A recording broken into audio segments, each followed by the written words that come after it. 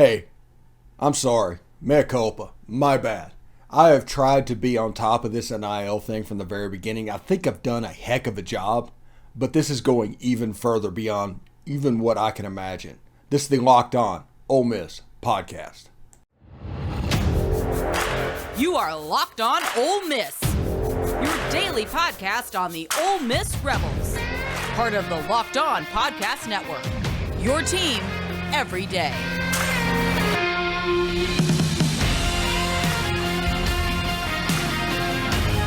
All right, welcome to the Locked On Ole Miss podcast. Thank you for making the Locked On Ole Miss podcast your first listen every day. We are free and available on all platforms, including YouTube. You might notice me talking fast. It's because we have a lot to get through and not a lot of time. Also, I would like to thank the LinkedIn Jobs for being the college football recruiting sponsor across the Locked On College Network. LinkedIn Jobs helps you find the candidates you want to talk to faster. Post your job for free at linkedin.com/LockedOnCollege. Terms and conditions apply. All right, so the big thing we want to talk about today, and I've been dying to do this all weekend, I've made TikToks about it and everything, is NIL. Now, I've done a heck of a job, I think, of forecasting where NIL would go. It's done almost exactly what I said. It's one of those things that I'm very confident about.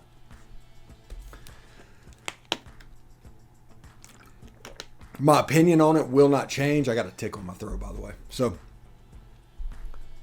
But in early January, we did a show that we talked about how NIL would burn the oxygen out of the room. And the first victim would be the capital campaign. We've seen the capital campaign at Ole Miss almost cut in half because of NIL. And I honestly think that that's going to cut down even more than we're expecting.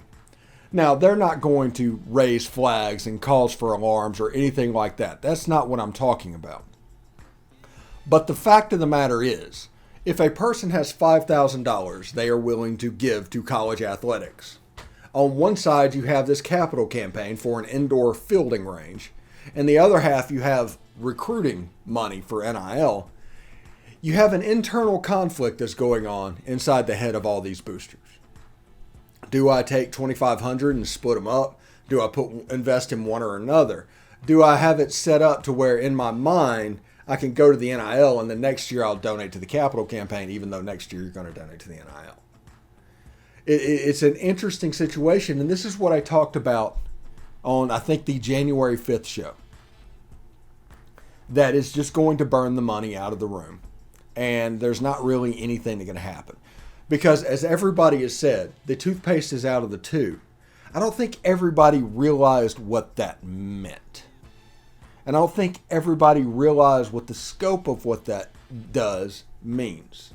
And we're going to talk just a little bit about the Oxford NIL Club, which is a member of a network of other clubs in the South and college football that is doing kind of the same thing. We're going to talk about them. We're going to talk about the potential new recruiting rules that is going to be an absolute game changer and is going to be a boon to these NIL clubs and to the people that distribute free content. Because NIL, like I said, it is burning through everything. And including that is going to be expendable income for these recruiting sites.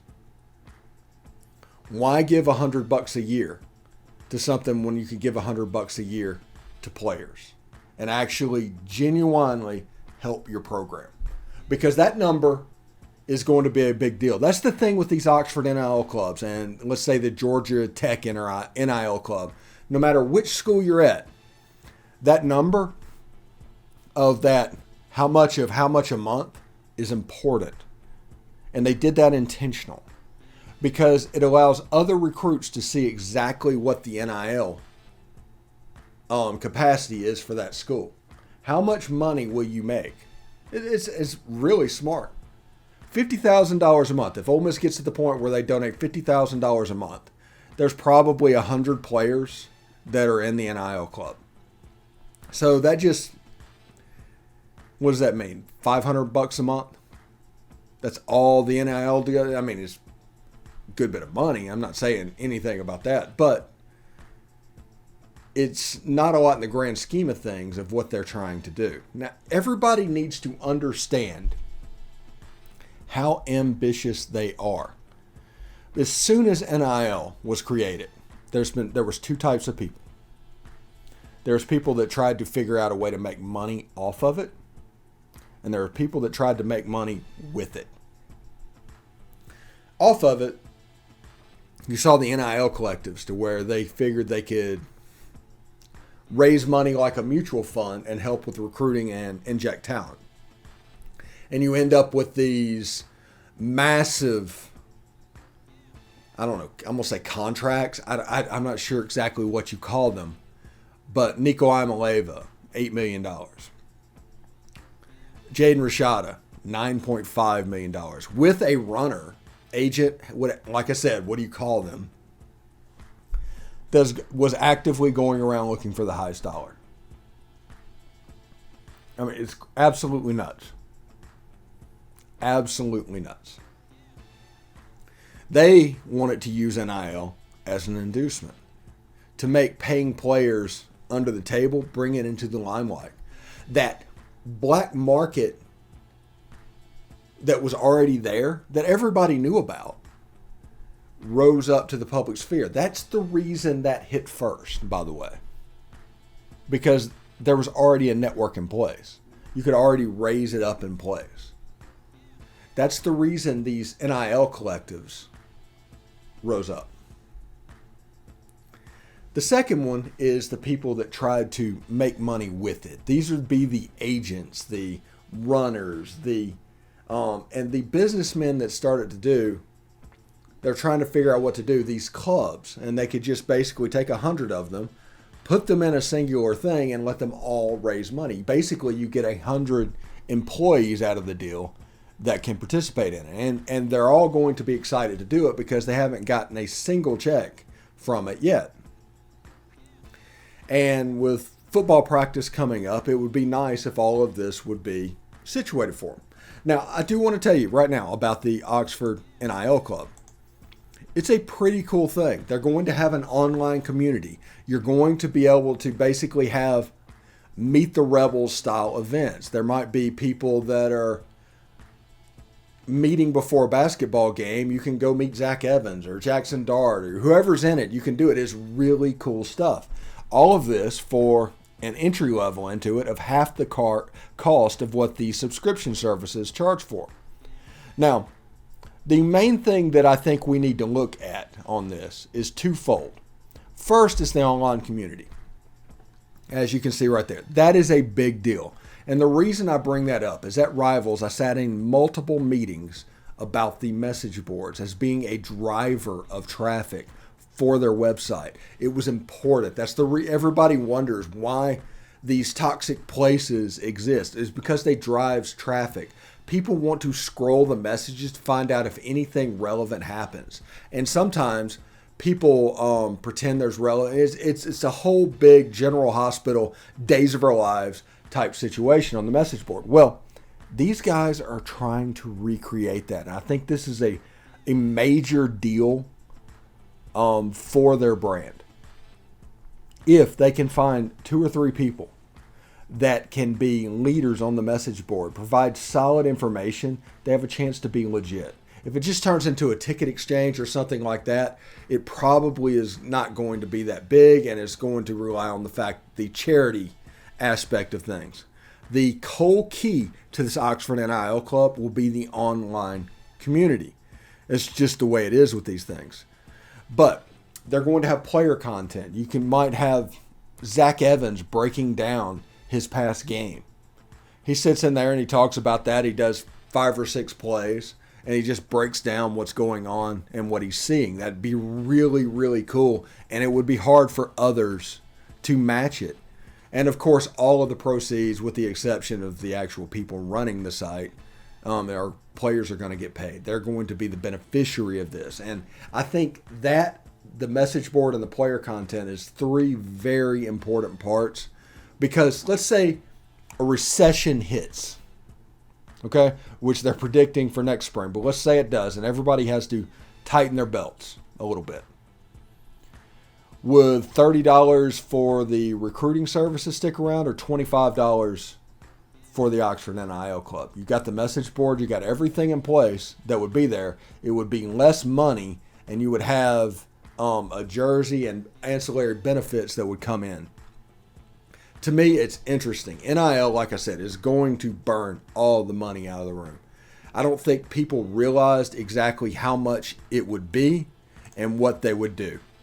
But it will absolutely burn the money out of the room. No matter what you're going, like I said, I am sorry. I thought I had a good handle on this in January. It's better than most, at least. And even I did not see the scope in which NIL was going to progress. These NIL clubs that are popping up all over the place, this should be a very scary thing for people that try to make money off of subscriptions to these places. Because, like I said, NIL is going to burn through everything. Now, it's not going to get everybody. It might take a 2,000 subscriber website and take it down to 1,000. It is a good time to be a free product in college athletics. Locked On Ole Miss, Rebel Walk, those guys, good time to be them, because they will fill the gap. Because what happens is what I think happens. You could have a situation where the main message board is the Oxford NIL Club. The important thing is that you need to watch for is 2 or 3 posters on that board that is knowledgeable, that does not defer, that kind of drives conversation. If that happens, they can build up and be quite successful. It's going to be interesting to see. When we come back, we are going to talk about another aspect of this, and that is the open transfer policy, I think we'll call it. We'll just call it open transfer policy. We'll talk about that in just a second. But first, I want to tell you about LinkedIn Talent Solutions. As the sun comes out and these small businesses are back in business, LinkedIn Jobs makes it easier to grow your team. LinkedIn Jobs helps you find the people you want to interview faster and for free. Create a job post in minutes on LinkedIn to reach your network and beyond to the world's largest professional network of over 810 million people. That's like 1/10 of the world's population, by the way. Then add your job and the purple hashtag hiring frame to your YouTube LinkedIn profile and spread the word that you're hiring so your network can help you find the right people. So this is what I want you to do. You know that LinkedIn Jobs helps you find the candidates you want to talk to faster. Did you know that nearly 40 million job seekers visit LinkedIn? Post your job for free at linkedin.com/lockedoncollege. That's linkedin.com/lockedoncollege to post your jobs for free. Terms and conditions apply. Anyway, thanks for making the Locked On Ole Miss podcast your first listen every day. We are free and available on all platforms, including YouTube. We're trying to get to 2,000 subscribers on YouTube. And if we do that, we will do a pregame show. It's going to be hard. This is the hardest 2 weeks of the year, going into media days and beyond for growing the brand. But if we hit 2,000 before the Troy game, and that is the key, before the Troy game, we will do a pregame show. And as it sits right now, we are looking at probably doing a 3-minute TikTok pregame that goes out on social media. As you can see, my goal is to absolutely be everywhere. I want to be so many places it's almost annoying when you see my face. I want to be everywhere. And so that's what our social media strategy is at the moment. And we're starting our 1-minute sportscast that we're going to do on social media, where we're going to talk about the story of the day on those social media channels and all that. So it's going to be 1 minute, no time commitment. You hit it, you're gone, boom. Anyway, so in the first part of the show, the first segment, we talked about why the Oxford NIL Club is a game changer and why it's different, and how it is going to be used going forward. Now, there's a second part of this that kind of coexists with the Oxford NIL and all that. It's one of those things that is different and what they weren't supposed to touch, but they will touch. If that makes any sense at all. And that is the NCAA recommending to take the one-time verbiage out of the one-time transfer waiver. Basically meaning that as long as you're in academically good standing, you can transfer as much as you want to. Which, honestly, is a guardrail. Before everybody thinks the NCAA is completely abdicating, it's a guardrail because they have figured out where they're going to lose and how they're going to lose. And they're trying to save that basketball tournament and the money that comes from it. So what they're doing is allowing maximum freedom of movement. If you're not going to pay them, let them go everywhere. As long as they're in academically good standing, you can do that. And that is kind of what they're doing at the moment. So it has been recommended to take the one time out of the one-time transfer fee. Why is this important, you might ask?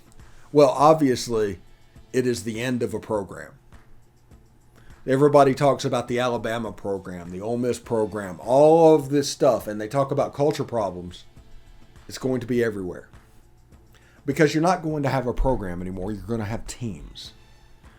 This year's team will be the 2022 team. It'll be completely different than the 2023 team, which will be completely different than the 2024 team. There's nothing wrong with this. You just have to change your mindset of what you accept with college football. If you understand what is going on, and we're ahead of the game on this, it won't be as much of a shock to the system. Because people that collect coaches and players, and as you see in college towns, that is something they absolutely do. They want to be friends with the quarterback, or they want to be friends with the head coach because they can talk about the fact that they are. That's going away. Football is going to be a new world moving forward, and this one-time transfer exception going away is a big deal and is going to change just that. You're going to see people that are really upset about the prospect of that happening. And why are they upset about the prospect of that happening? Well, first of all, pay attention to where this comes from, okay? Whenever somebody is really upset about what's happening, pay attention. Because if the one-time transfer goes out and freedom of movement happens, high school recruiting doesn't matter anymore. I will say that again. High school recruiting will not matter anymore. Let's say Ole Miss this year misses out on Arch Manning, which everybody thinks they will. He's going to go to Texas. Well, that just means they missed out on him this year. They can try and get him next year, and the year after that, and the year after that, and the year after that. There's literally 4 opportunities to sign a player. So why is it important to get a developmental piece whenever you could get some guys that are already fitting in your program? It's going to change. It's actually going to help the NIL market, because what makes a high school player so valuable, and that is that only those guys are ways to build your roster. They're important because they are the number one way to build your roster in college athletics. You remove that, the first-year player becomes more important than that. The player that's been on a roster, that's a freshman, that's gone through a college strength and conditioning culture, and built up and maybe popped as a 2 or 3 star at a high school, those guys become the valuable players. They become the Arch Mannings and the Jaden Rashadas and the Nico Iamaleavas. Those guys. Those sophomores. I know it's an interesting thing because you've been taught your whole life a certain way to build your roster. But understand this. If this transfer policy goes through, this is an even bigger story to people that follow college football than NIL. You heard what I said in the first segment and what NIL meant. But to people that actually follow the sport, it is going to be a bigger deal than NIL. What Ole Miss did this year, picture it doubling. Instead of Ole Miss signing 10 or 11 high school players, they might sign 5. You only sign players that you are absolutely sure is going to pan out. Because why put the effort into developing those players and getting those ready to go? And then if a year or two, if they don't pan out, they're going to be gone. It's an interesting situation. And there's a lot of stuff that people are going to have to come to grips with about this NIL situation, with this transfer situation and everything. Remember I told you not to put a finger on the scales of NIL because we have to see the full picture first. And maybe this year and maybe next year would be a little bit rough and look a little bit different.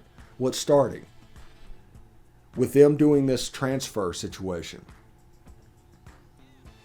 the market value of a high school quarterback is not what it was. The market value of Arch Manning and Quinn Ewers at Texas, and both of those being able to transfer, becomes pretty legit. It's a situation where players that have shown me, they get their just dessert. It's kind of what NIL was meant to be. It's not about inducements. But when this is all done, like I said, it is going to suck all of the oxygen out of the room. And everything is going to change. Like I tell you over and over again, if somebody says this is the way it's always been, run. They do not know what they're talking about, and they just want to feed you a line of football from 2008 when they did know what they were talking about. Everything's different now. And honestly, if you want a good opinion of what's going on, you should probably talk to people that were in the black market before, that have emerged into the public sphere. Those guys would have a better sense of what is going on than the regular Joe Schmo boosters that at this point they're joining NIL collectives and something like that, trying to be relevant in any way they can. But it's hard for them. Anyway, we're going to take a short break. When we come back, Ole Miss got a couple of baseball transfers. We're going to talk about them right here on Locked On Ole Miss. All right. Thanks for making the Locked On Ole Miss podcast your first listen every day. We are free and available on all platforms, including iTunes. So don't forget to rate and review us on iTunes. You can say whatever you want to say. Just make sure it's a 5-star review. That'll help others find the show, and we can all have fun following Ole Miss football because, honestly, that's the purpose of this. And you take somebody that is so forcefully for having fun, and we're going to have a good time. So, Ole Miss got a couple of baseball transfers. Ethan Groff from Tulane hit .404 last year with 2 triples, 15 doubles, and 9 home runs against relevant pitchings, just to let you know. Went 6 for 9, 4 RBIs, 2 doubles, and 2 home runs against Mississippi State. So, hey, that's a good one. He went 0 for 5 with 2 Ks against LSU. And he went 2 for 4 with a double against USM. He's a good bat. That's an outfielder. It feels like a direct replacement maybe for a Kevin Graham. Kevin Graham's an elite hitter. I'm not comparing him. I'm just saying it's a replacement. But we will see how he does. He might be a center fielder. He could be a Justin Bench type player. I don't know a whole lot about him, honestly. This broke today. And Ole Miss has a little bit of a late start in the transfer portal because they won the national championship. So it'll be interesting to see. As Ethan Groff at Tulane, I do love the Tulane baseball jerseys. The ripoff of the Cardinal jerseys with the Pelicans. A+ for Tulane. It'll be interesting to see what he does at Ole Miss. Also, Anthony Calarco. If I'm butchered the name, I'm terribly sorry. I apologize. But if you look at, he's a corner infielder, potentially a first baseman. Bat at 325, he could be a third baseman. 13 home runs, 18 doubles. Against relevant pitching, he went 2 for 4 over the weekend, or in a midweek against Notre Dame, with 1 RBI, 2 doubles, and a strikeout. Against Maryland, who went to a super regional, he went 4 for 9, 1 double, 1 home run, and 2 Ks as well. This looks like Ole Miss is trying to piece this together. Now, if it works out for them, which it did last year, and I don't care what anybody says, the transfers last year actually worked out, and we got good innings from them in Omaha. They did what they were supposed to do. So these transfers are going to be big-time players, and it does hurt Ole Miss a little bit that Ole Miss is a little bit behind the 8 ball when it comes to player procurement and what's going on. But it looks like it's starting to come in. They've been able to, put their feet in the ground and bring in visitors, and people are all going to start getting into the fold here pretty quick, because as school's about to start, probably in 3 weeks, you can get them enrolled, start going through fall ball, and everything's going on. But Ethan Gross from Tulane, Anthony Calarco from Northwestern. Like I said, if I mispronounce the name, I am terribly sorry. I don't mean anything by it. But kind of a big deal. Both of them good sticks. Both of them good hitters. And I think they could fit in, and there's kind of a path that I think is emerging with Ole Miss moving forward. Now that Ole Miss has done it, they're going to try and replicate it. You remember for 5 years there was the next Dexter? Yeah, you remember that? I think they're going to try and win the national championship the same way for 5 years. Not that there's anything wrong with that. They deserve to try. If it works, it works. And if it does work, Ole Miss has a chance to be really, really good. Now, I do think Ole Miss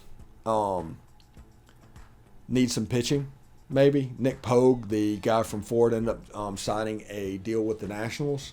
So that's one guy that kind of got lifted out. The kid from Indianapolis is on there. I'm wondering what they're going to do throwing the ball. It'll be interesting to see what that looks like moving forward. So I think I'm going to cut it off here. I'll give you a couple minutes back.